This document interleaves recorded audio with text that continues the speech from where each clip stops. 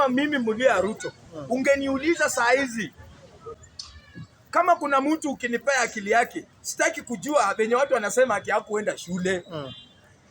Ningependa nipewe hii akili ya Oscar Sudi. Anatusiwa ni mjinga, hakusoma, mtu pumbavu. Lakini ukiangalia akili ya Sudi, huwezi linganisha na mtu mwenye alisoma. Hata profesa achana na hiyo vitu. Sudi ashapita hivi maneno, profesa hii ashapita. Akili ya Sudi ni ya kipekee. Sudi ukimwangalia kazi ambayo Sudi anafanya na wasomi ambao wamesoma Kenya ni tofauti sana. Tuseme tu kweli. Tusikuje kuambiana hapa ati Sudi ni mtu ambaye ukiangalia akili yake huwezi linganisha na watu wenye walisoma. Amewapita. Kusoma kweli, Mungu tuliingia watu kama Oscar Sudi waishi Kenya miaka yote, wasikufe. Sudi akikufa hapa Kapsaret, kusoma kweli, tutaendea wapi?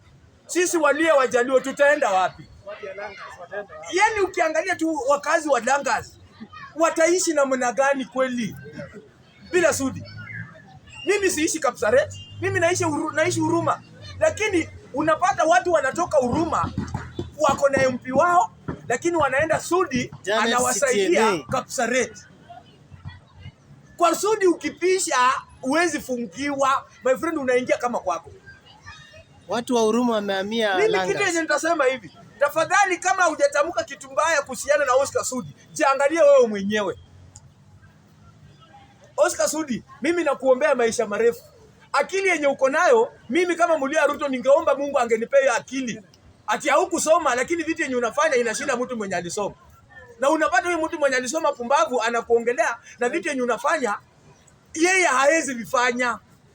Mpaka imefanya hiyo akili yako unapata mtu mjinga mwenye ajelewa anaita Sudi ati wewe ni wash, ati wewe sijui ni nini, ati wewe sijui ni nini. Hapana, ni akili ambayo Sudi yako nayo. Ukiangalia shule za Sudi ni gorofa na hakusoma. Watoto wanasoma bure na yeye mwenyewe hakusoma. Sasa ukweli ukiongelea kwa Sudi unajiangalia kweli. Kila viongozi Kenya saizi wanaitanga Sudi wanamwambia, "Ai, ndugu yangu, hii akili yenye uko nayo Sudi tusaidie pia sisi." Na walisoma. Tungepata viongozi kama Oscar Sudi Kenya. Ati mtu hakusoma, hakuenda shule, lakini anafanya kazi, anaperform kuliko watu wenye walienda shule. Lakini Mungu pia ulifikiria. Mpaka watu wenye walisoma, maprofesa, wanaenda kuulizia akili mtu mwenye hakusoma, hii vitu unafanya namna gani? Na hakusoma. Na sasa Sudi ungesoma. Kweli tu, tuseme tu kweli, Sudi angeenda shule. Kwani Sudi si angekuwa hata mwenda wazimu? Sababu hii akili yenye ako nayo lakini hakusoma, huyu jamaa angeharibika kichwa kwa sababu ya akili mingi kwa akili. Sudi, wewe ndio mtu tumetegemea hii town. Uasin Gishu mzima kusema kweli, tumetegemea Sudi. Hiyo mtu asikuje kukuambia ati nini. Hata sisi Sudi unapata hakusoma lakini ako na ulimi, akikuja kukuongelesha na si hata anakuongelesha tu kwa vitendo ambazo amefanya, ukiangalia wewe mwenyewe unamfuata tu. Sisi watu tunatamani tupigie Sudi kura, ni venye tu hatutakangi tu kuongelewa kusema kweli. Lakini Sudi ndio mtu mimi ukiniambia nibadilishe kura niende nipige, naenda kumpigia. Hata kama hajanisaidia lakini naona akisaidia mandugu zangu. Sudi pekee ndio niliona siku moja Sudi anaita bodaboda hii town. Wote wanaenda wanakunywa mafuta paka inaisha sasa. Inaisha pale shell. Yaani mtu anajua shida za mtu.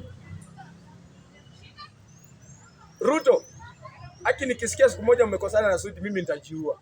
Sababu huyo sasa ndio Ruto mwenye tuko naye hapa saa hii Uasin Gishu.